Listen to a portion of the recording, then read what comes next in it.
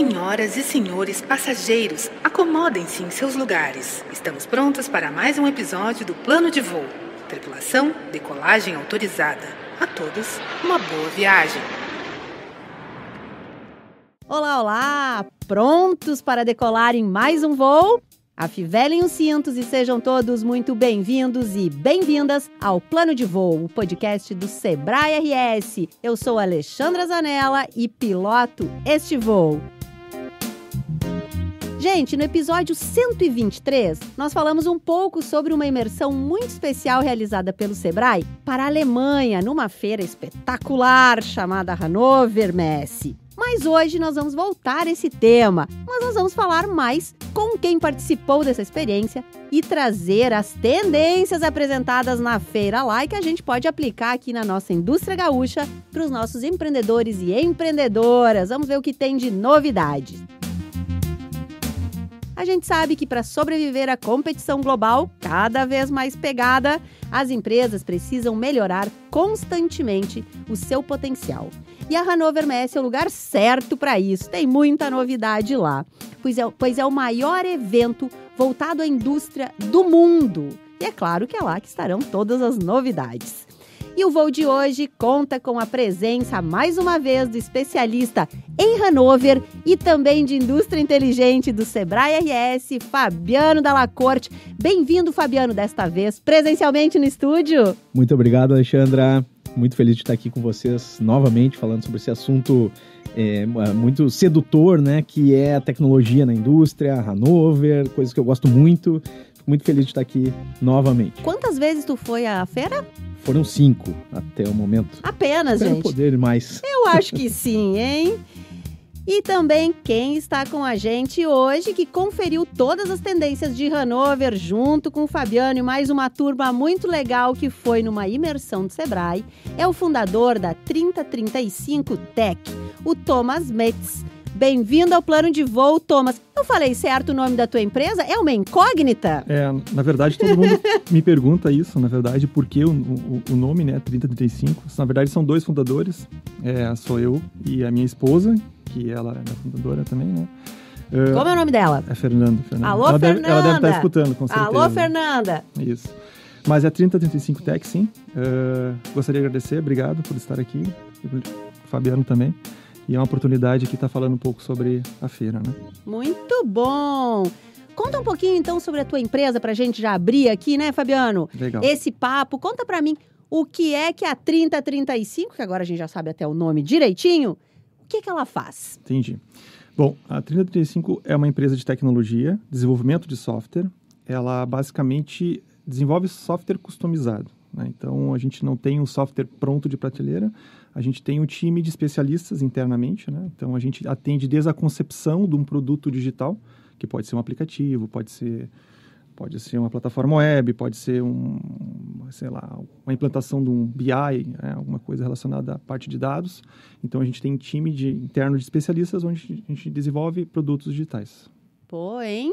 E personalizados pelo jeito. Não dá para dizer que é uma fábrica de software, né? Exatamente. Conceitualmente, sim. Isso mesmo.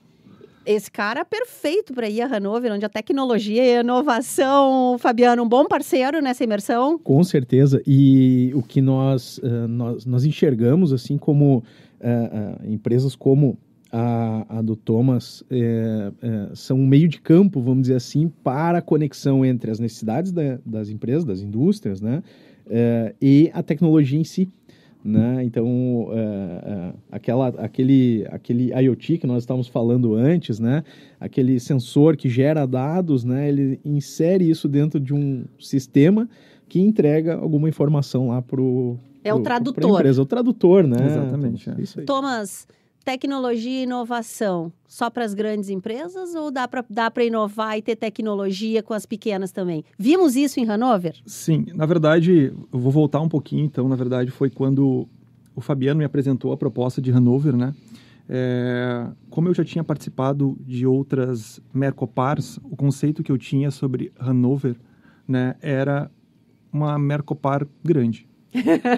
Era indústria, na verdade, né?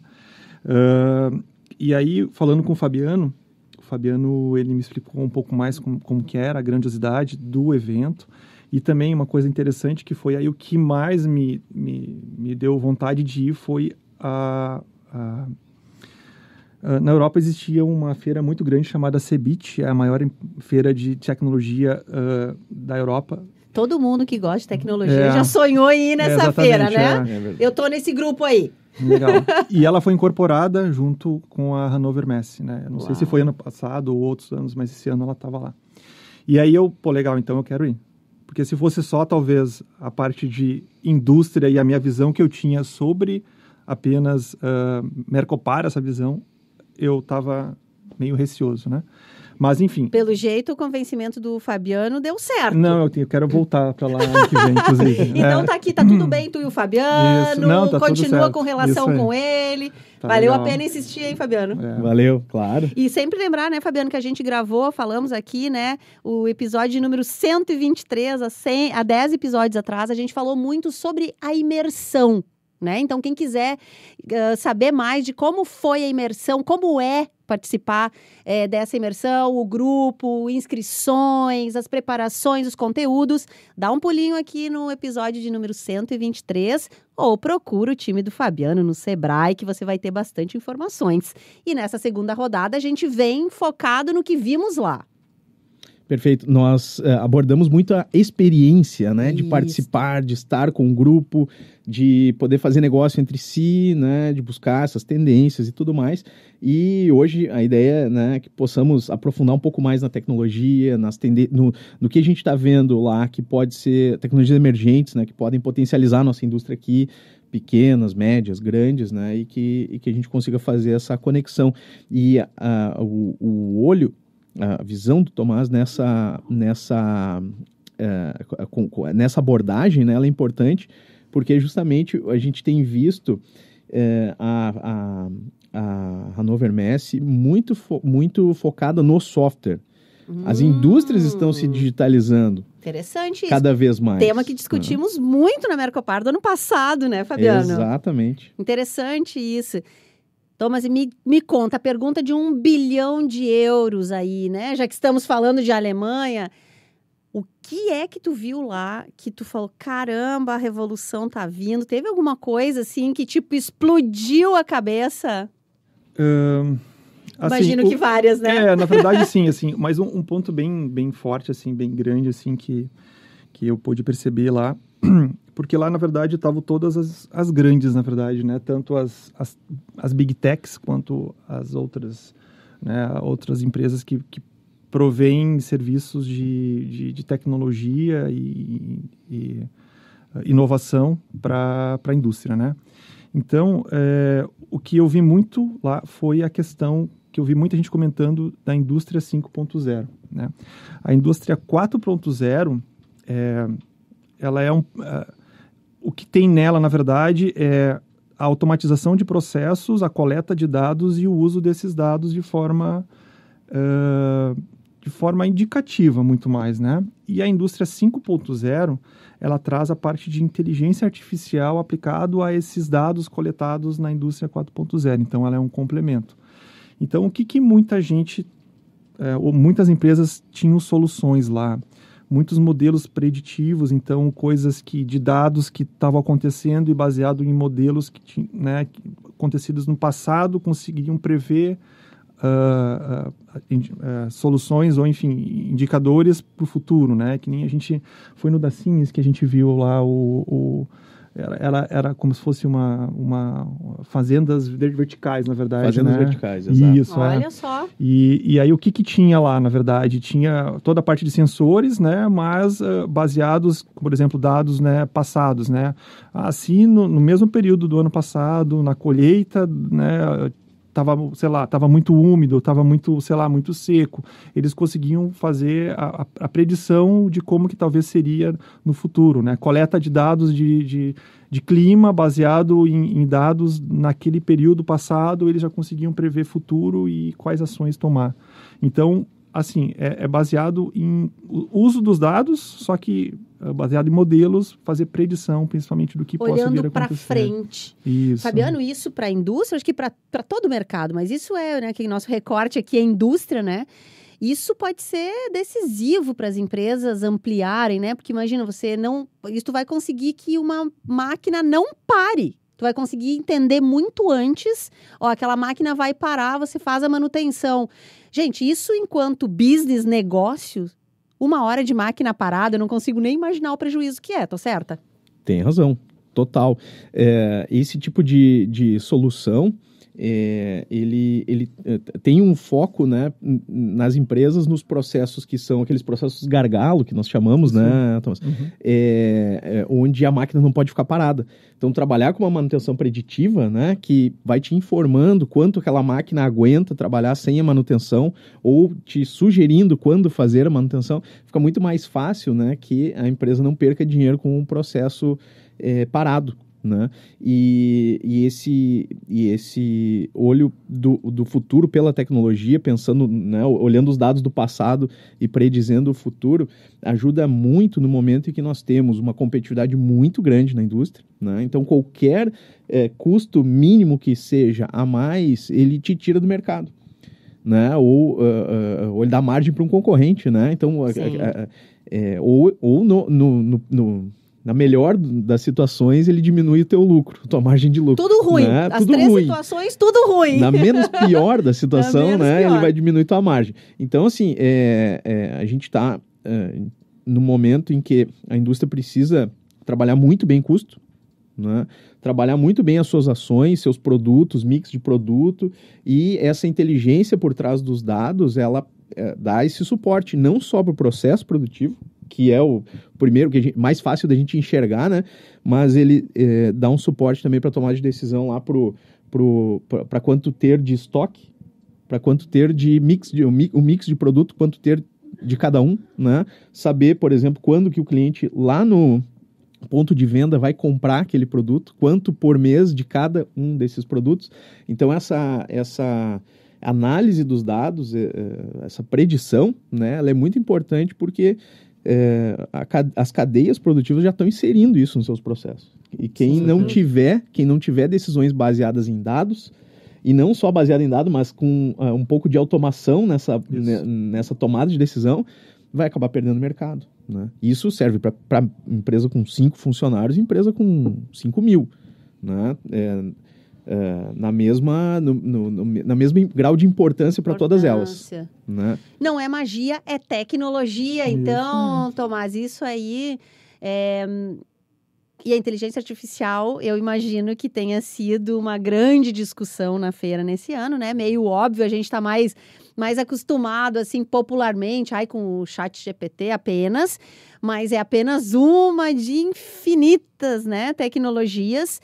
E vamos falar um pouquinho sobre isso, como é que a inteligência artificial entra aí nessa 5.0, na indústria 5.0, né? Eu acho que acelera processos de tomada de decisão e tudo mais, que no manual, digamos assim, a gente demora muito mais para analisar, e às vezes até impossível, né, pro humano. Sim, é até engraçado até colocar um parênteses aqui, que todas essas informações e toda a parte pensando em teoria em cima de inteligência artificial, a gente tinha muito mais no meio acadêmico no passado.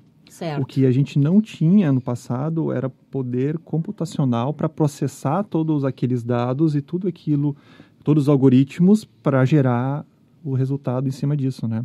Então, até para mim, assim, olhando tudo aquilo que estava acontecendo, pô, legal, o pessoal tá começando a aplicar tudo aquilo, né, que realmente o meio acadêmico produziu.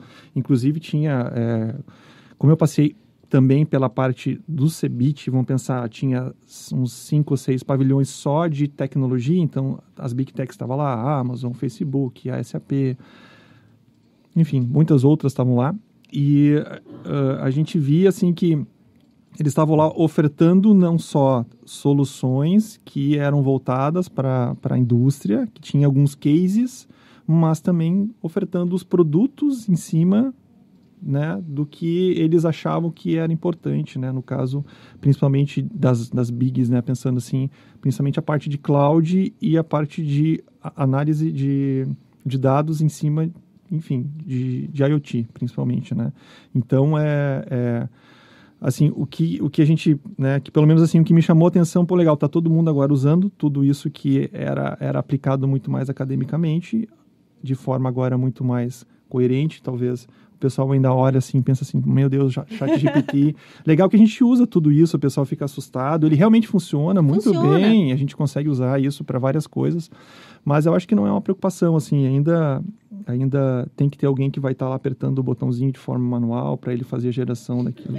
Eu ia entrar coisas, um pouquinho, né? Então, nesse tema aí, porque quando a gente fala inteligência artificial, né, às vezes assusta um pouco, talvez. Vamos perder nossas carreiras, terminarão as profissões, o que eu faço? Então, vai automatizar tudo, quem é dono de empresa? Então, eu vou demitir todo mundo, eu vou ter só máquinas e robôs? Não é bem por aí, não estamos um pouco longe disso, ou vocês viram isso já lá em Hannover? Não. Até na área de tecnologia, assim, o pessoal brinca, assim, acompanha bastante notícia. Será que os próprios programadores vão perder emprego? ChatGPT fazendo código. Ele faz, mas não, tem que ter sempre alguém por trás ali para fazer como é que chama? O controle, não. O refino? Tem que estar... Enfim, fugiu o nome. O próprio conceito da indústria 5.0 é a integração do homem-máquina, muito mais, né? A 4.0 a gente vinha numa automação de tudo, então a máquina, e agora acho que a 5.0 bate um pouco o coração aí junto com os dados também, então acho que isso é interessante, né? Mesmo no stand da SAP lá, eles tinham um case de um modelo de uma fábrica, de uma cervejaria, na verdade, onde eles tinham basicamente, aí que tá a parte de inteligência junto com o homem, né? Estava todo automatizado, ele tinha um vídeo, na verdade, mostrando como se fosse ao vivo uma cervejaria em outro lugar, onde o processo estava todo ele automatizado, tinha algumas pessoas no local, lá na cervejaria, só conferindo, e no outro ponto, talvez seriam controladores, enfim, fazendo análise dos dados, mas mesmo assim, eles estavam ali para realmente controlar aquilo que estava acontecendo. Então, no refino, a inteligência artificial vai ajudar, vai colaborar com tudo isso, mas sempre no final alguém vai ter que validar isso. E agora pensando nesse exemplo aqui que você trouxe, será que tem um experimentador de cerveja que vai ser o robô? Eu acho que não, né, gente? Eu acho que vai continuar sendo humano para fazer o testador de cerveja, vocês não acham? Eu acho que vai demorar um pouquinho ainda para... Eu acho que vai ter um movimento para não terminar essa profissão aí, né? É verdade. Então... Mas sabe que, curiosamente, essa agora que nós fizemos 2023, essa imersão a Hannover, foi a primeira após a disseminação em massa, vamos dizer assim, do ChatGPT. Ah, interessante. Então, tinham muitas aplicações de grandes e pequenas empresas utilizando o ChatGPT para tomar de decisão na indústria. Claro que são experimentos, sim, né? Sim. Ainda o código ainda precisa aprender muito, né, para poder rodar bem essa tomada de decisão. Mas tudo que a gente faz e que se faz, né, utilizando isso ao longo do tempo, vai ajudar na maturidade, vai ajudar a tomada de decisão. Então, tinham stands, por exemplo, a Capgemini, que é uma consultoria, né, uma empresa conhecida pelo conhecimento, por direcionamento de indústrias. Utilizando o ChatGPT. Validando, né? Validando, exato. Então, assim, coleta dados da produção, coleta dados financeiros, dados de mercado, né? O ChatGPT ali, naquele experimento, ele dava insights para o tomador de decisão, usando toda essa tecnologia por trás, sabe? Então, a gente está nesse nível de experimentação, né? E para alguns dados de fábrica, por exemplo, já tem sistemas específicos, né, que ajudam. Nós vimos, inclusive, lá na Siemens. A também, Siemens, eu imagino que o stand da Siemens, a gente queira ficar ficar lá, porque deve ter muita coisa. Eles são muito incríveis, né? Sim, pode passar 2 dias lá e não conseguir ver tudo. É o maior stand da feira, né? É praticamente meio pavilhão, né? Uhum. E lá no stand da Siemens nós vimos uma evolução de uma coisa que nós já abordamos até no podcast anterior, que são os gêmeos digitais, né? Os gêmeos digitais... Explica pra gente funciona que é essa assim, dupla aí. Vamos lá, mostrando em vídeo é muito mais fácil, né? Mas no áudio, vamos ver Vamos fazer a descrição, Fabiano. Isso aí. Na verdade, um posto de trabalho, um robô, por exemplo, ele gera dados, né, conforme ele está trabalhando. Sabe quantas vezes ele fez tal movimento e tal. Isso é repassado por digital. Então, o computador consegue consegue saber exatamente que aquele robô que movimento aquele robô está fazendo, aquela peça que ele está pegando e soltando, né, num robô pick and place, que chama, né, tira de um lugar e coloca no outro, qual é o comportamento daquela peça. Isso tudo é replicado para o digital, no computador. Uau. E, com base no histórico de comportamento desse robô, né, o sistema digital ele consegue propor melhorias no processo. Então ele vai dizer, tá dando refúgio em tantas X peças dentro daquele universo de peças produzidas. Ele está errando o movimento em alguns momentos, né? Então posiciona as peças aqui, posiciona as peças lá. E isso se chama gêmeos digitais, o conceito, né? Tu consegue replicar no digital exatamente o que acontece no físico. E tu consegue ver isso. Então o robô está se mexendo de um lado e tu consegue ver no computador o mesmo robô fazendo exatamente o mesmo movimento, né? Nossa. A Siemens já trouxe uma evolução Uau. desse ambiente, que chama metaverso industrial. Isso aí. Que nada tem a ver com o metaverso da Meta, né? É um sistema proprietário. Que também já está sendo descontinuado Isso, praticamente, exato. Né? E nesse caso, é promissor, claro que a gente não pode bater o martelo, vai ser uma tecnologia, né, que vai ser utilizada em massa, mas ele é promissor porque ele, para a empresa que está utilizando isso, pode trazer ganhos consideráveis. Porque esse sistema ele não é só o mapeamento do robô, por exemplo, do movimento que o robô está fazendo. Por câmeras, eles conseguem mapear o movimento do operador, das mãos do operador, se ele está fazendo um processo errado com a mão, e eles conseguem replicar praticamente todo o ambiente para o digital. Então, quando tu vai por exemplo... vou implantar um produto, vou começar a produzir um produto novo naquela linha de produção. Os setups, eles ficam muito mais fáceis de fazer, porque o computador já te mostra qual é o melhor layout, qual é a melhor configuração da ferramenta, da máquina, sabe? Os movimentos que a pessoa tem que fazer. E o operador consegue, um gestor de produção, por exemplo, ele consegue navegar pelo digital, né? Consegue ver a fábrica funcionando dentro do ambiente digital. Consegue navegar por dentro e tudo mais. E ele pode estar em qualquer lugar, né? Qualquer lugar do mundo. Qualquer lugar, porque às vezes não está ali, sei lá, está numa reunião e ele consegue acessar e daqui a pouco está pelo celular, provavelmente, né, Thomas? Isso dá agilidade, isso dá poder de decisão mais rápido, né? Tecnologias que vêm para nos ajudar. Isso, sem dúvida. Claro que o processo de implementação disso ele vai ser muito longo, porque a gente precisa ainda coletar os dados daqueles espaços produtivos ali, né? Daquela célula, por exemplo, para depois poder evoluir para um modelo 3D maior. Estamos num momento de mapeamento, digamos assim. Isso aí. E um pouco de tatear, né?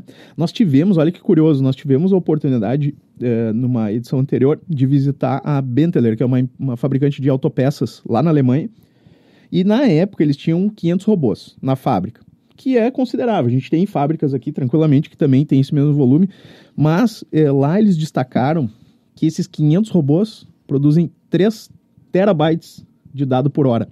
Nossa! Como que um ser humano vai jamais tratar isso? Não tem como, né, Thomas? Por isso que entra essa camada de inteligência artificial por trás para, primeiro para selecionar o que é importante e depois para poder dar o direcionamento, né, pro gestor da produção, né? Sim, inclusive o Hannover Messe, ele é uma feira, um evento que ela promove tendências, mas tem muita coisa que é experimental ali dentro, né? Que o pessoal vai lá e demonstra legal. Que muita... Né, a gente participou de algumas... como é que era? Eram os guiados lá. Tours guiados. Tours guiados, isso. Então, tinha alguns estandes maiores que a gente fazia tour guiado, né? Imagina, você ter um tour guiado para visitar um estande, gente. Então, vocês podem imaginar o tamanho que é essa feira, né? Um bom tênis, a gente já deu essa dica, né, Fabiano? Isso. Que, por favor, quem for... O Thomas pode nos dizer aqui se estamos certos, mas com um bom calçado, um bom tênis para poder circular. A gente estava brincando no primeiro dia, a gente estava olhando com os smartwatch lá. Eu andei 25 quilômetros num dia. Em um dia? E não consegui ver nem metade lá. Então, é um absurdo, assim. É que é muita informação, na verdade, né? Então, dentro da indústria, tecnologia, enfim, cada um tinha alguma coisa para mostrar de diferente, né? Tipo, então, enfim... pensando na feira em si, vale muito a pena conhecer, né? Então, eu não sei o que esse ano foi a 5.0, né? Ano que vem eu não sei o que eles vão... Se daqui a pouco vai concretizar todas aquelas soluções que eles criaram para, né, demonstrar esse ano, né? Então, voltando, nos tours guiados, o pessoal perguntava, tá, mas isso aí já está funcionando? Tem alguém já usando isso, né? As empresas grandes e tal. Ele falou, não, isso aqui é só uma prova de conceito que a gente está trazendo aqui, mostrando uma aplicação desse produto, enfim, dessa solução dentro de um cenário específico, né? A gente ainda não tem isso pronto ainda para vender, né? Então... Mas eu penso que isso mostra o tamanho, o poder e a força e referência que é Hannover, né? Porque para uma empresa ir para uma feira desse tamanho e levar uma tecnologia que ainda está em, sei lá, depende nem em alfa ainda, né? É um carimbo, né? Também. Que mais vocês viram lá? Inteligência artificial, já entendemos que está em tudo. Não adianta correr dela, né? Inclusive carros autônomos rodando lá dentro da feira, né? Isso era bem legal. Até eu queria ter andado num deles, né? Eu só filmei nos primeiros dias, talvez estava meio como experimental, eram uns pequenos, né? Talvez cabiam 5 pessoas lá dentro, estava rodando, né, durante a feira. Mas eu não pude andar, né? Mas assim, o que mais me chamou a atenção foi realmente que tudo era muito diferente, né? A minha referência como feira de indústria, era a Mercopar.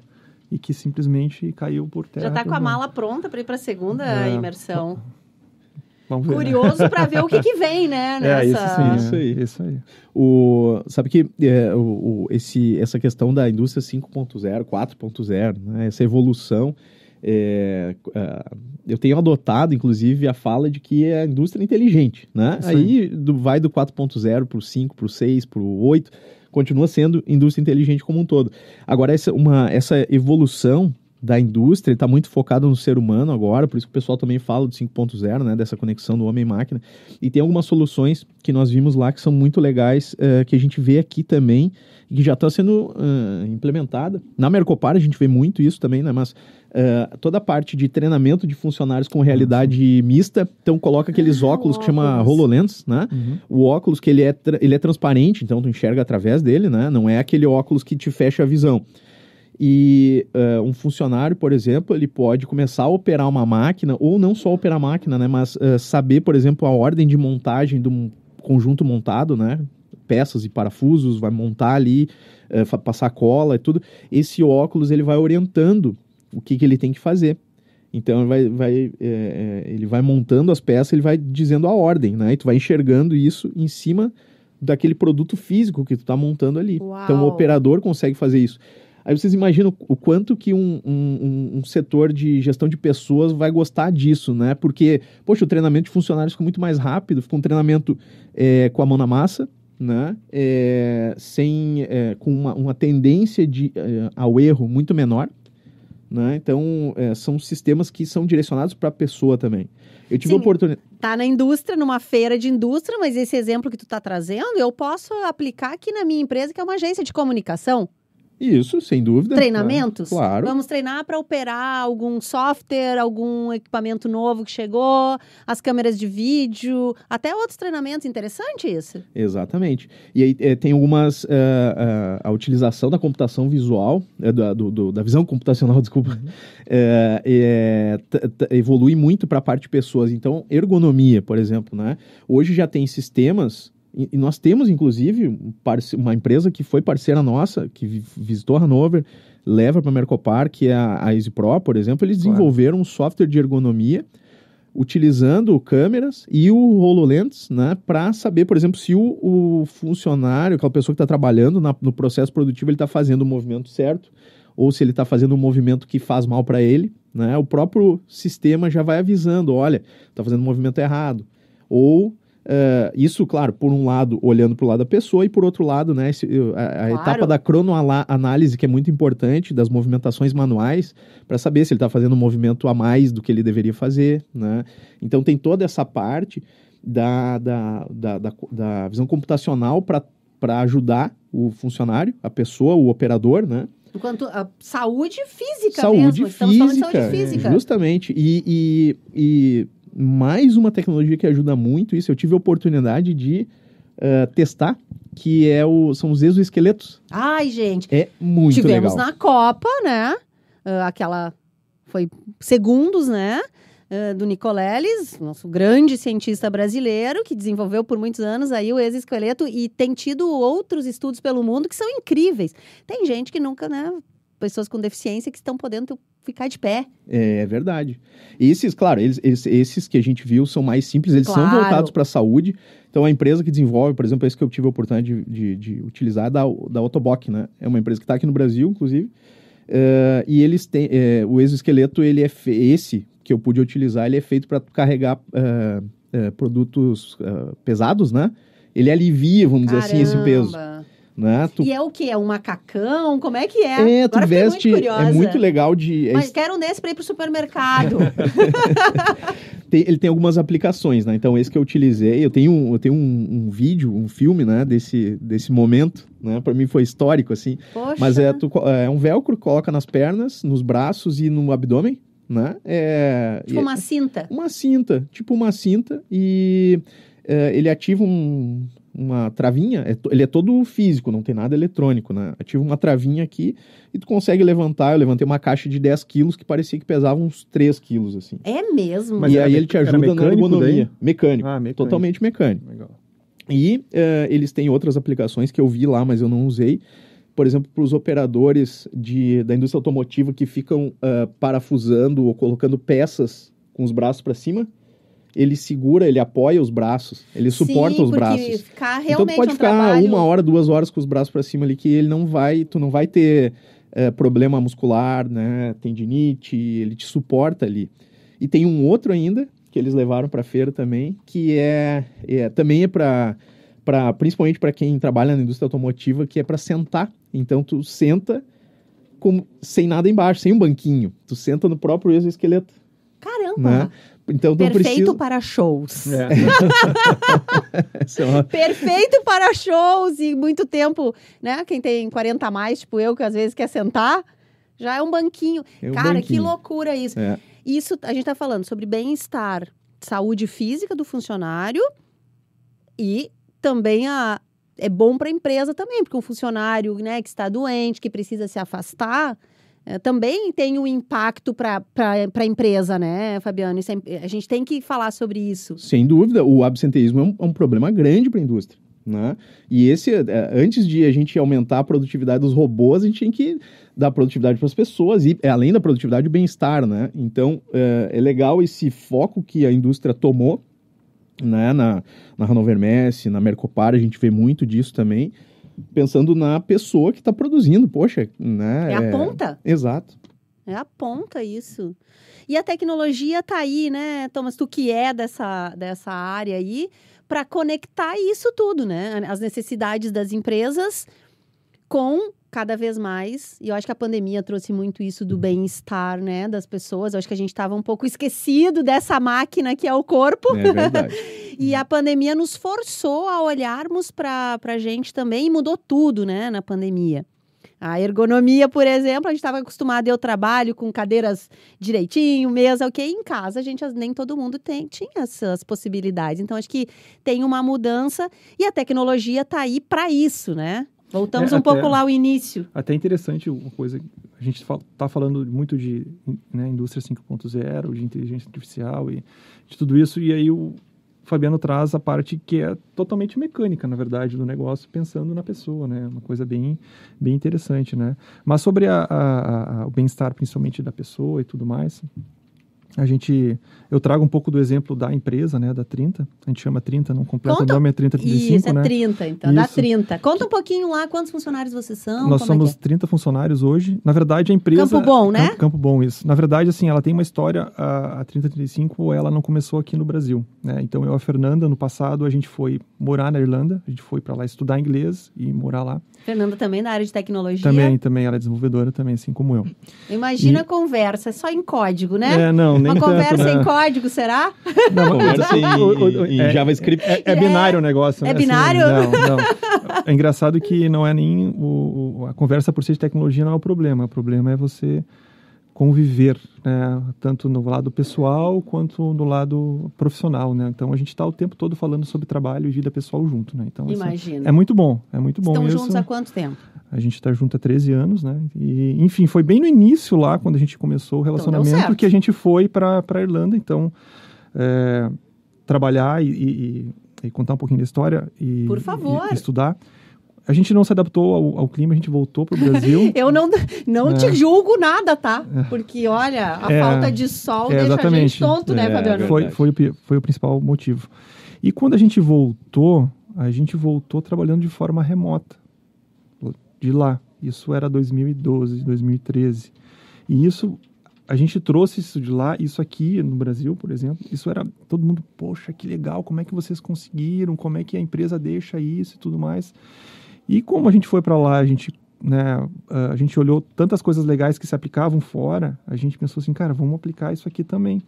E vamos fazer algumas coisas que a gente não gostava quando a gente estava no mercado, né, de trabalho de consultorias, que a gente trabalhava aqui em Porto Alegre, em empresas de consultoria, vamos fazer um pouco diferente. E isso foi um diferencial, porque quando chegou a pandemia, a gente já estava trabalhando remoto, já tinha pessoas trabalhando remoto pra gente, já estava... Então foi tipo assim, cara, tá tudo bem, a gente já faz, né? Nós que fomos pro lado de vocês. Então foi uma coisa assim que é legal, assim, se tu for pensar... Eu não sei tanto como é que foi a indústria nessa época também, em relação a isso também, né, Fabiana? Aí tu pode falar um pouquinho mais. Mas, assim, a gente sempre pensou assim, cara, tu tem que só ser produtivo, na verdade. Se tu tá em casa, tu tá em qualquer lugar, pouco importa, na verdade, né? Então, tu tá fazendo as entregas, tá tudo certo, tá tudo bem, então, né? Não importa de um onde... perfil de negócio também, né? Também. Provavelmente para a indústria foi mais complicado, né? Porque você precisa do trabalhador na frente da máquina, né? Claro, foi meio na marra, né? Teve que fazer assim. Mas digitalizou, andou muitas coisas que estavam mais devagarinho, né, Fabiano? Avançou muito. Essa parte, por exemplo, claro que a parte de produção física não tem como, né? Sim. Agora, a parte de gestão de produção, que ainda é chão de fábrica, né? Já dá para fazer online. Tanto é que é isso que eu falei do metaverso industrial, dos gêmeos digitais. Isso tudo é focado numa gestão. Por exemplo, vamos levar para o extremo, né? Uma multinacional que tem plantas em 15 países, o cara pode ter um gestor mestre de produção ali, que analisa as 15 fábricas. E antes você precisava estar sem essa tecnologia. Isso, ele tinha que estar viajando em todas elas, ele tinha que estar em todas, ou pelo menos, ou tendo um olho em cada uma com alguém lá, né? Alguma pessoa de confiança em cada um, fazendo essa gestão global, cada um, claro, que nesse tipo de empresa, cada um faz a sua gestão e depois os dados vão para a matriz, né, e tudo mais. Mas avançou muito, né, essa parte de gestão remota do chão de fábrica, da parte administrativa nem vou falar, porque já está no sangue, né, todo mundo já faz isso, né. Agora a parte de produção, a indústria adotou isso já como a gestão remota do chão de fábrica como um processo, claro que são as maiores, né? Processo que já faz parte do negócio, né? E essas empresas estão lá, por exemplo, na Hannover Messe, na Mercopar, a gente vê isso também, já muitas soluções para ajudar a gestão remota, né?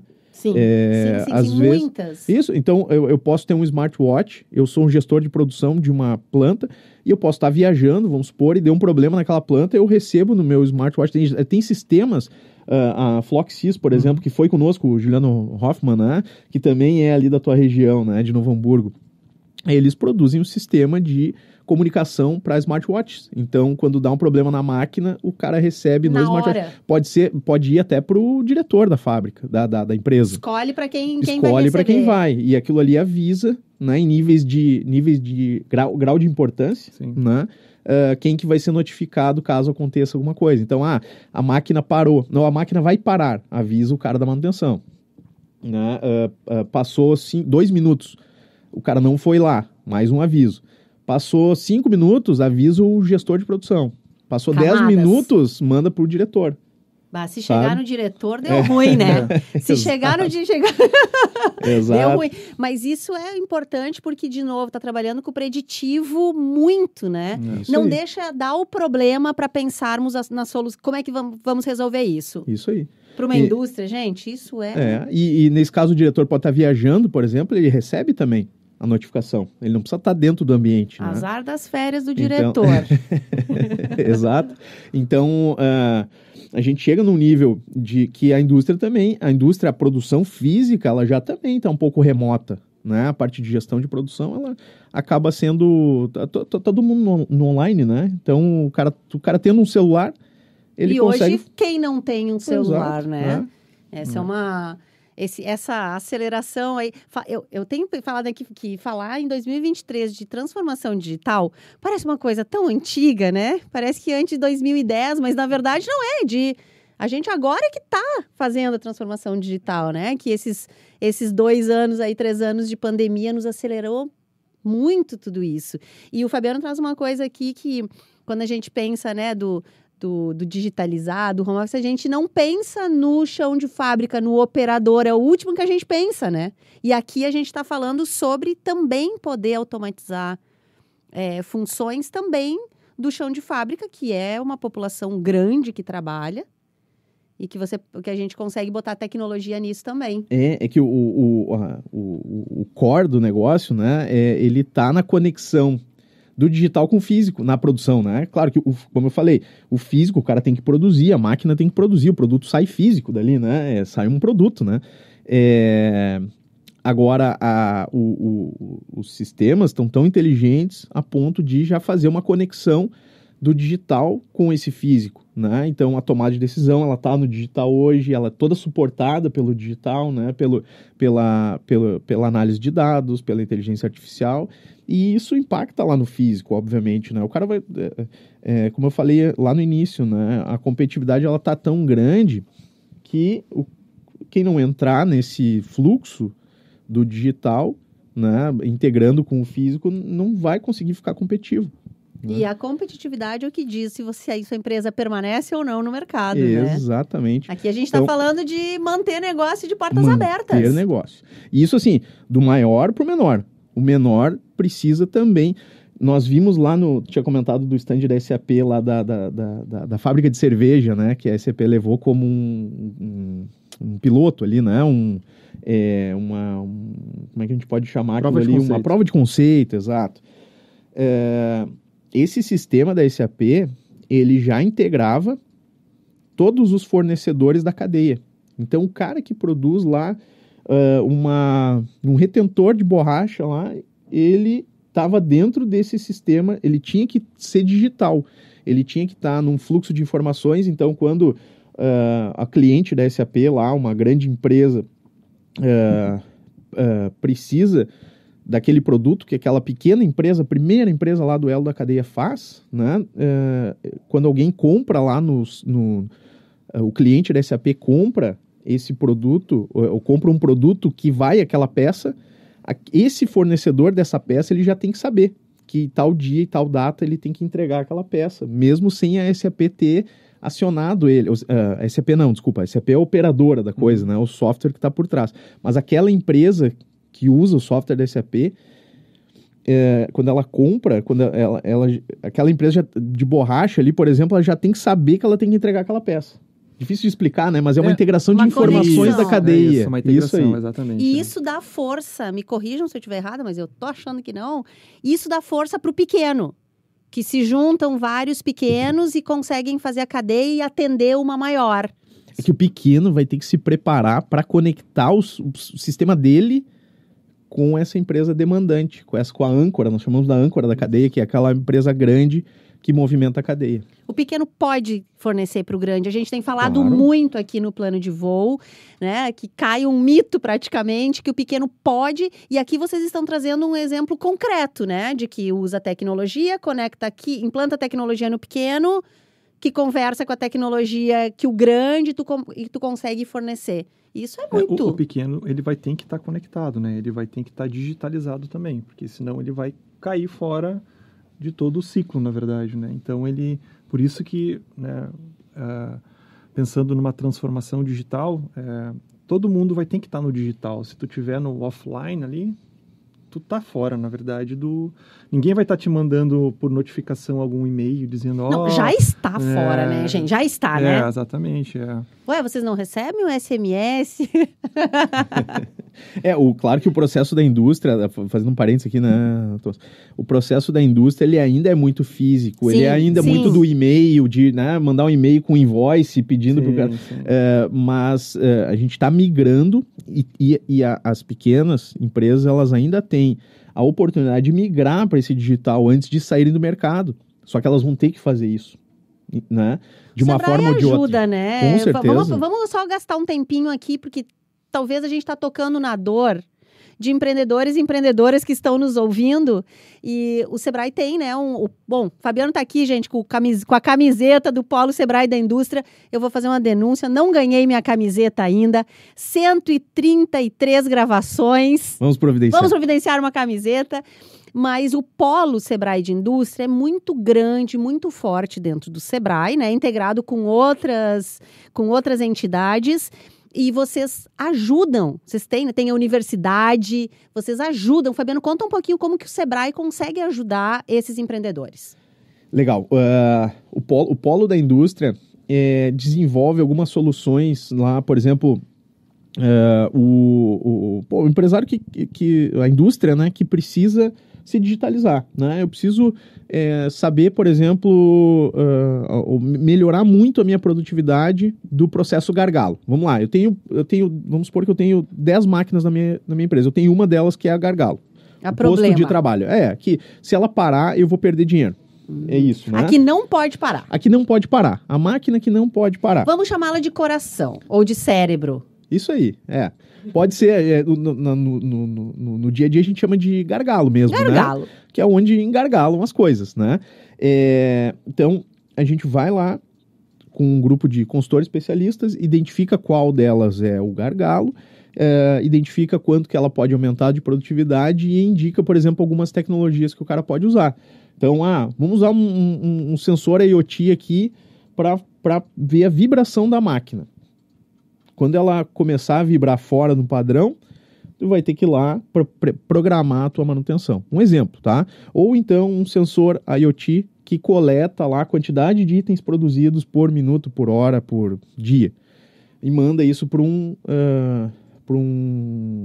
software, né, de gestão à vista, que eu consigo ficar vendo exatamente a minha produtividade daquela máquina. Então, durante o dia, eu posso tomar a decisão de fazer X ou fazer Y com aquela máquina, sabe? Para poder aumentar a produtividade dela. Quase que instantaneamente. Isso, exato. E a gente ajuda, por exemplo, isso é uma das coisas que nós podemos fazer, mas a gente ajuda a aumentar a produtividade daquelas máquinas por meio da tecnologia, né? E é fácil, né? Nos procura pelo 0800 570 0800, pelo WhatsApp, pelos chats, pelo Instagram. A gente envia um especialista lá para fazer uma visita ali, fazer um diagnóstico, né, identificar esses... a gente trabalha hoje, por exemplo, muito com custos industriais, que é um ponto crítico para a indústria, né?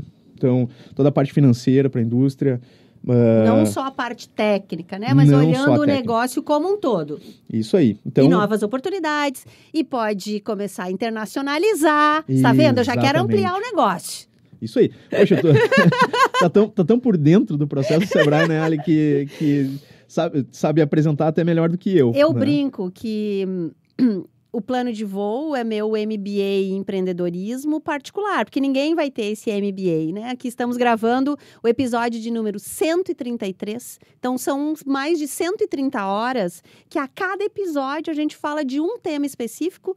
Eu preciso estudar, né, gente? Vocês acham que eu sei aqui da indústria 4.0 ou 5.0 assim? Não, claro. Com muito estudo, ouvindo muitos especialistas, conversando muito com Sebrae, vocês todos, com os Thomas da vida aqui que vocês trazem e que me ensinam muito. Então, eu brinco que é o meu MBA particular, né? Aqui, então, para saber, é preciso conhecer e tantos produtos que o Sebrae tem, né? Isso.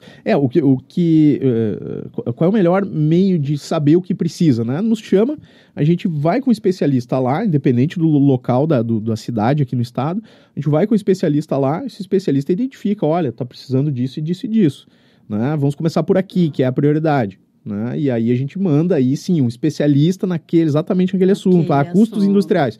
Vai um cara de custos industriais lá para ajudar, né? Ou então, essa parte de tecnologia. A gente envia lá um consultor especialista em tecnologia identificar lá qual é, onde ele pode iniciar o processo de digitalização.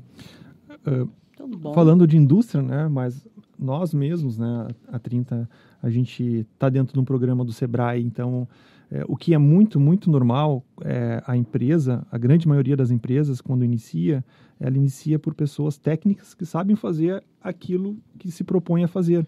Só que elas não sabem sobre gestão, não sabem sobre a parte financeira, sobre processos, pessoas, não sabem nada disso, na verdade. E foi o nosso caso, na verdade, o início da nossa, da nossa jornada também. Não foi tudo perfeito na sua empresa? Não foi. Ué, mas empreender, não é? A gente brinca que empreender é tão fácil. Eu tinha uma frase que empreender é só contar dinheiro, infelizmente. Ai, não peguei essa parte aí. Quando eu comecei a empreender, já estava mais complicado. Mas assim, o Sebrae nos ajudou também, mesmo nós sendo de tecnologia, a gente tem o expertise na nossa área de tecnologia, mas a gente teve e ainda tem um suporte muito grande do Sebrae. Apesar de ser o Fabiano do grupo de indústria, eu participo de um grupo do Sebrae de tecnologia e a gente acho que os programas básicos, que nem o Fabiano falou, que vai um profissional para dentro da empresa, ela tem um olhar muito mais amplo, não só sobre o negócio, mas de processo em si, e realmente isso ajuda muito, muito, muito.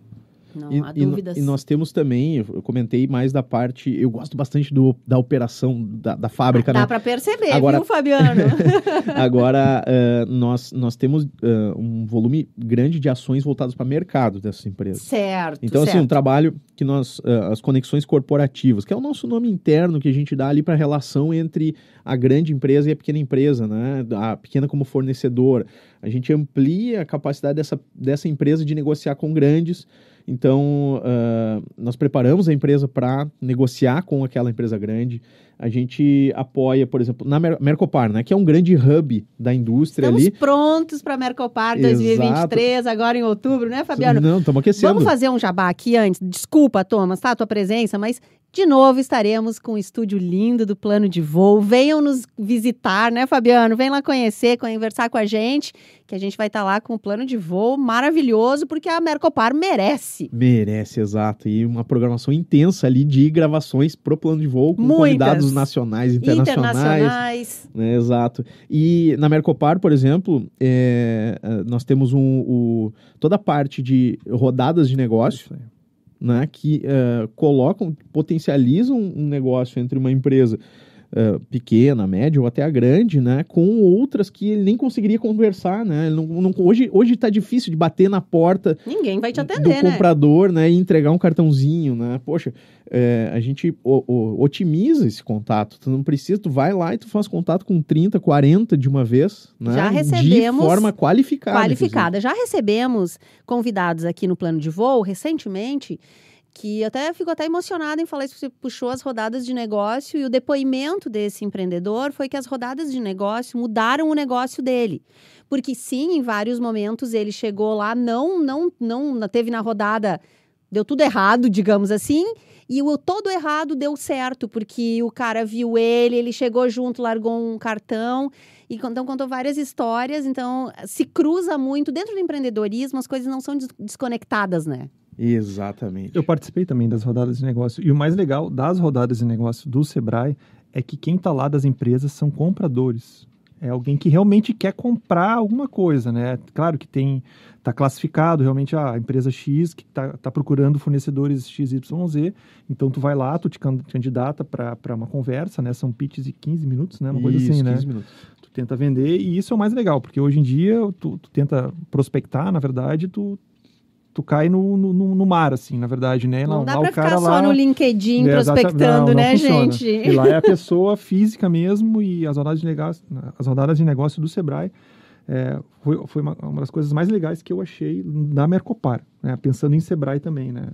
Que legal, né? Ouvir um feedback desse. Com certeza. Não, arrepiei aqui. Não é? Falando, porque, né? Vamos lá, a equipe do Sebrae, vocês trabalham um ano inteiro exatamente para isso, né? Esse é o foco de vocês. ajudar empreendedores como aqui a Alexandra, como o Thomas, e eu acho que ter esses feedbacks honestos, verdadeiros, ajuda vocês a se prepararem para ajudar ainda mais empreendedores. Com certeza, isso faz parte da nossa missão, né? E eu tenho a honra de poder acordar todo dia sabendo que uma ação minha indiretamente está ajudando lá um Quanto um tempo de empresário. Sebrae? Eu tenho 11,5 agora. Já tá bom, hein? Tem uma eu passo- carteira de clientes aí. Tem bons contatos, ótimos contatos. Tem muita gente que eu conheci que hoje a gente não atende mais porque já são médias. Estão empresas, grandes demais para o Isso, Sebrae. exato, que é o nosso objetivo. Nós queremos justamente que a empresa, o nosso trabalho, né, que o nosso trabalho ajude aquelas empresas a crescerem e não precisarem mais da nossa ajuda, né? Então, a gente está chegando. Eu tenho muitos clientes que atendi lá em 2012, 2013, que hoje já são empresas médias com 150, 200 funcionários, né? Que coisa então, boa! Isso é muito bom, exato. Muito bom. Mas o Sebrae sozinho não ajuda a empresa. Tem que ter muito a questão do comportamento empreendedor. Eu consigo ver esses caras, por exemplo, que estão com 30, com 50, com 100 funcionários, têm um comportamento diferente Sim. da média. Então, o cara que busca ajuda, o cara que se relaciona com os parceiros, com entidades locais, né? Que faz grupo, que discute. O seu tema de casa tem que fazer. Exatamente. O Sebrae sozinho, ele não transforma a tua empresa. Isso, a gente tem. A nossa essência é trabalhar com parcerias também nas regiões. A gente não trabalha sozinho. Então, normalmente, quem está inserido com algum contato com associações comerciais, com sindicatos patronais, com entidades, às vezes até dentro grupos da prefeitura, a gente se conecta com esses grupos e nós conseguimos alavancar esses grupos de empresário assim. Né? Mas o empresário tem que buscar, tem que ter a cabeça setada para buscar ajuda, para trocar a experiência, não é só para trocar, é para doar um pouco da sua experiência também. A gente falou com o Cristiano no episódio anterior, o modelo de negócio deles, que ele foi para Hanover conosco também, né? O modelo de negócio deles é totalmente aberto, ele produz, aquele código que ele produz, ele compartilha na rede. Uhum. Para outras pessoas melhorarem, né? E daí alguém pode pegar aquilo ali e utilizar para o seu negócio. Para ele não tem problema. O segredo industrial que vivemos? Exato. Nós somos de uma geração que vivemos ouvindo isso. O segredo industrial não conta, não compartilha. Alguém também comentou aqui recentemente que no início tinha medo de fazer projeto Sebrae, porque não queria abrir o seu caixa, por exemplo. Aí não vou dar essa informação para o Sebrae. E, na verdade, vivemos um outro momento. Exato. Quanto mais aquela lei, a lei universal, quanto mais a gente doa, mais a gente recebe, né? E eu acho que funciona assim no ambiente empresarial. Eu não tenho uma empresa, mas eu vivo esse ambiente empresarial por vocês, né? Que são empresários. A gente consegue perceber isso, sabe? Então, o comportamento, ele é a nascente de todo o desempenho da empresa. O comportamento do empreendedor e desdobramento para dentro da cultura da empresa, né? Tem que ter uma cultura forte também na busca de parceria, pensando na melhoria contínua. Atualização. Na atualização, exato. Muito bem, gente. Estamos nos encaminhando para o final aí desse papo tão bom, mas antes, na rodada final aí, eu queria ouvir o que é que vocês têm para deixar de recado para os nossos empreendedores e empreendedoras. Thomas, que é um empreendedor aí, né, ao lado da Fernanda. Fernanda, não posso errar o nome dela, né? Fernanda. O Fabiano, que está quase 12 anos aí, entrando na adolescência, no Sebrae, um expert em Hanover e também na indústria. O que vocês deixam aí para os nossos ouvintes que estão na luta do empreendedorismo? Bom, o que eu posso falar procure o Sebrae. Se você é empreendedora, procure o Sebrae, que realmente vai te ajudar em vários aspectos, na verdade. A gente usa já e está usando o serviço. Espero que ano que vem a gente não precise mais usar, né? A gente pule pro Torcemos que o Sebrae fique grande demais para o Sebrae. Exatamente, a gente sempre espera isso, mas de qualquer forma, a gente é sempre grato por isso, porque realmente são vários especialistas que prestam serviço lá dentro, que se você não se adequa a algum formato de algum, o Sebrae sempre vai te ajudar, vai buscar um outro para você que vai te ajudar. Esse é o ponto do Sebrae. E faça um network mesmo com outros empreendedores e exatamente da área de vocês. Isso era uma coisa que nós tínhamos muito... Eu tinha medo e eu tinha receio de, como você falou, de abrir... Não abrir o faturamento e tudo mais, mas falar sobre coisas da tua empresa. Estratégias. Exatamente. Tu vai ver que a maioria tem a mesma dor que você, né? E o mais legal é que, se você buscar ainda e tiver contato, acesso aos maiores, eles já passaram pelos problemas que você talvez está sofrendo agora e ele serve como um mentor, né, para te guiar, cara. Vai por esse caminho, vai por esse aqui. Você está fazendo certo isso aqui não está tão certo. Menos dor. Exatamente. Não ficar com medo e muito menos vergonha. Assim, hoje em dia eu já não tenho mais esse problema em relação a isso e eu gosto muito. Um pouquinho de cara de pau a gente precisa para fazer o negócio andar, né? Exatamente. Thomas, muito obrigada. Obrigado, Te agradecer demais. Veio de Campo Bom para estar aqui com a gente presencialmente. Um dia bonito de sol hoje. Um dia lindo de sol, com uma temperatura super oscilante, mas exatamente. É isso do jogo.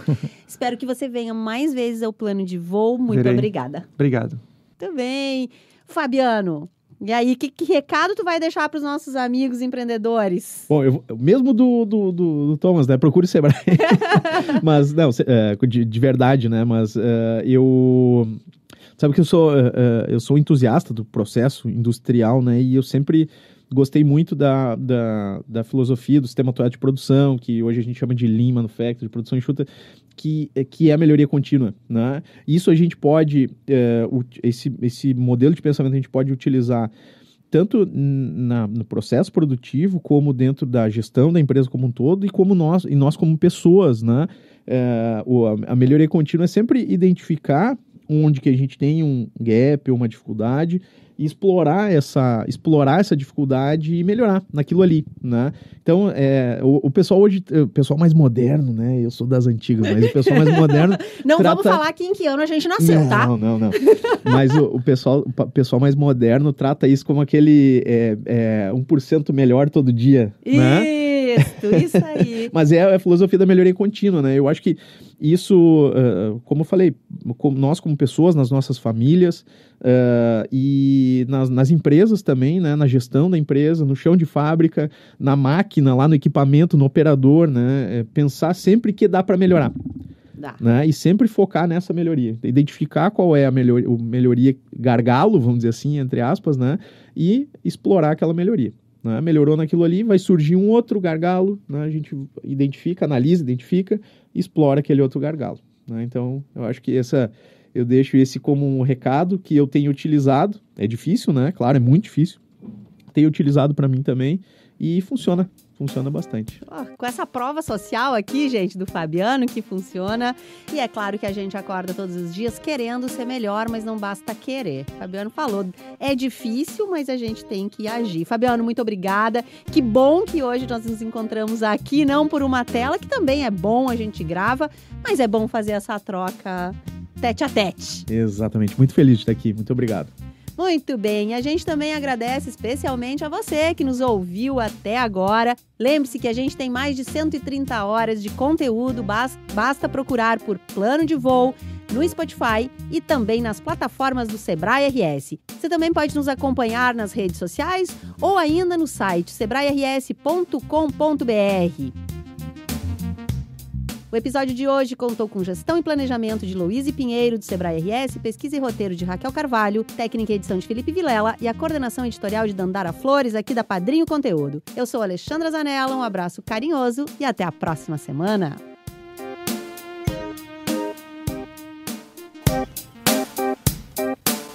Plano de Voo, o podcast do Sebrae RS.